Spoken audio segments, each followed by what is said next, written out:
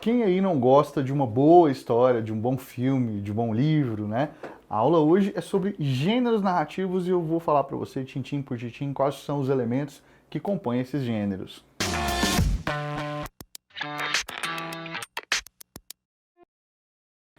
E aí, pessoal, beleza? Professor Guga Valente na área mais uma vez. Antes de a gente começar a nossa aula sobre gêneros narrativos, deixa eu dar um toque aqui muito importante em você. Aqui, ó, embaixo, você se inscreve no nosso canal. E é de suma importância, é muito importante que você se inscreva aqui, porque você precisa estar sempre atualizado. Se você não se inscreve, aulas passam, você perde o fio da meada, e isso pode não ser tão proveitoso assim quanto se você tivesse inscrito. Então não se esqueça de se inscrever aqui, se inscreve já, pausa o vídeo, já aproveita para se inscrever aqui e dá aquele like na gente também no final, caso você curta a nossa aula. Tudo bem? Bom, eu vou falar hoje sobre gêneros narrativos com você e vou falar de modo bem rápido sobre os 6 principais tópicos que compõem qualquer texto narrativo, especialmente aqueles que estão dentro do âmbito literário. Então, para começo de conversa, né, o que é um texto narrativo? É contar uma história na visão de um narrador. Existem vários tipos de narrador. Esse narrador pode ser um personagem, aquele que conta a sua própria história, ou não, pode ser a própria história se contando. Então, quando a gente tem um narrador em terceira pessoa, a sensação que a gente tem é que é a própria história que está sendo contada para a gente ali. Então, nós temos um narrador personagem, nós temos um narrador que é onisciente, que tem consciência de tudo o que acontece na história, temos um narrador observador, aquele que fala com um certo distanciamento dos fatos, e por aí vai. Vários tipos de narradores. Portanto, o narrador não é uma pessoa, não é o escritor, pode ser um personagem, mas pode ser a própria história se contando, tá? Um segundo tópico importante é que essas histórias geralmente são contadas no passado.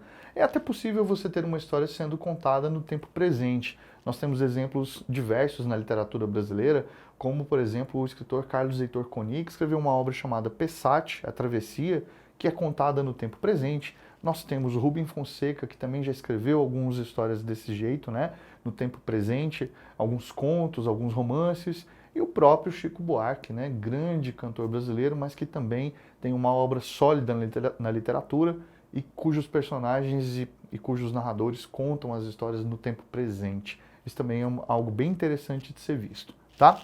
Então, esses verbos estão preferencialmente no passado, mas é possível encontrar aí algumas histórias que sejam contadas no tempo presente também.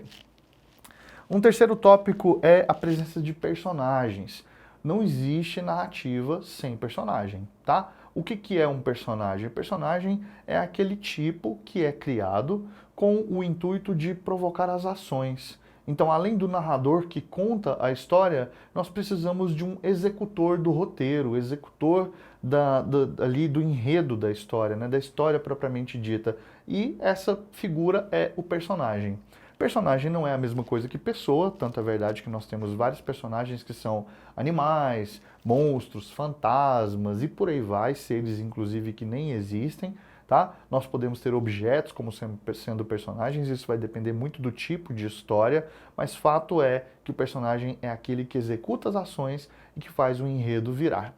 Esses personagens vão desde o principal, aquele personagem mais importante, até aquele personagem secundário ali, figurante, que aparece uma vez ou outra só para poder fazer alguma movimentação dentro da narrativa, tá? Mas em geral, os personagens principais são o protagonista e o antagonista.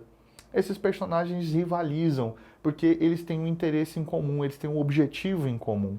E aí, por esse motivo, eles digladiam, entram em conflito, porque como ambos querem basicamente a mesma coisa, tá? Ali vai haver um conflito. Então, sem essa história maniqueísta de bem contra o mal, nem toda história é contada assim. Muitas vezes, o personagem antagonista é um personagem extremamente interessante e que é inserido dentro da narrativa para poder chamar a atenção dos leitores, né, ou mesmo dos espectadores, caso a gente esteja falando, por exemplo, de um filme ou de uma série de TV. Tá? Então não existe essa regra de os personagens terem que ser maus, né, por serem antagonistas ou bons por serem protagonistas. Isso não existe do ponto de vista literário, tá? Depois a gente tem aí, ó, a marcação temporal dos fatos. Esses fatos, eles são, grande parte das vezes, criados, eles são inventados aí pelo autor com o intuito de fazer com que o enredo possa acontecer. E é importante marcar o tempo desses fatos. O tempo que pode ser dividido em tempo cronológico e tempo psicológico. Quando a gente fala de tempo cronológico, nós estamos falando das marcações específicas. Então, era uma manhã, tá? 5 minutos depois, 2 meses antes. Então, essas marcações ajudam a gente a se situar dentro da linha temporal, essa com a qual a gente já está habituado a viver. Já o tempo psicológico seria aquele tempo interpretado, aquele tempo em que a gente faz ali uma leitura desse tempo, tá? Que a gente imagina esse tempo e o tempo pode ser dilatado. Ele pode não seguir uma risca, tá certo, de passagem temporal. Basta você se lembrar, por exemplo, de uma aula excelente que você ama, que passa muito rápido, e uma aula de uma matéria que você tem muita dificuldade, que você acha chata e que passa muito lentamente. Não é assim que acontece? Então isso é o quê? O tempo é o mesmo, a aula tem o mesmo tamanho, mas por que há essa diferença? Porque essa dilatação de percepção sobre a passagem temporal, ela ocorre também dentro da literatura. Então o autor ele pode criar esses momentos de dilatação ou de síntese temporal para torná-la mais interessante, mais rápida e por aí vai.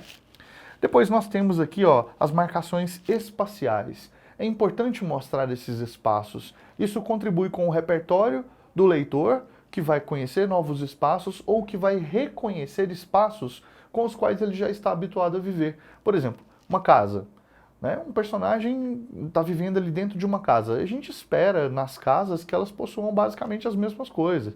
Então vai ter uma mesa na cozinha, vai ter uma geladeira, vai ter uma sala, vai ter um sofá, vai ter uma TV, vai ter uma cama no quarto, alguns livros, pôster na parede. Quer dizer, isso é o que a gente espera que exista numa casa, porque são os elementos essenciais aí de uma casa.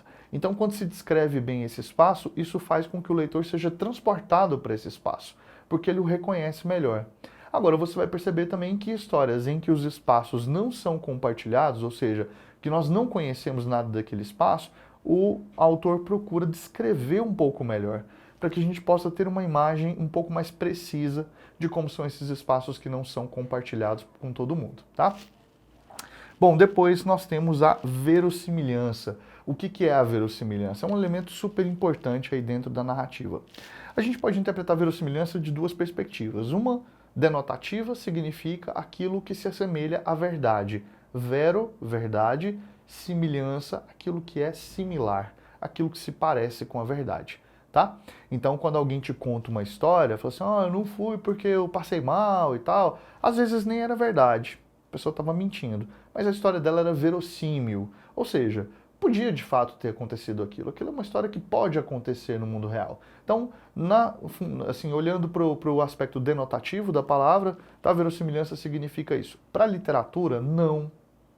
Dentro dos textos narrativos em que nós temos realidades diferentes da nossa, realidades paralelas, realidades mágicas, fantasiosas e tudo mais, a verossimilhança entra como uma espécie de coerência interna dos fatos. Então, os fatos que eu crio dentro da minha narrativa, eles têm que ser coerentes entre si. Não precisa parecer com o mundo real, mas precisa ser coerente entre si. Então, quando você vê lá o filme do Homem-Aranha, por exemplo, né? Primeiro filme do Homem-Aranha, lá atrás, ele é picado por uma aranha e aí ele sofre essa transformação toda e vira um cara que tem características de aranha. Tudo bem? Eu sei que isso não acontece no mundo real, mas eu aceito isso no pacto narrativo como sendo realidade. Então, quando ele está lá, por exemplo, segurando um bonde, né, com a teia de aranha ali, segurando um bonde sozinho, né, cheio de gente, aquilo é possível no mundo real? Não.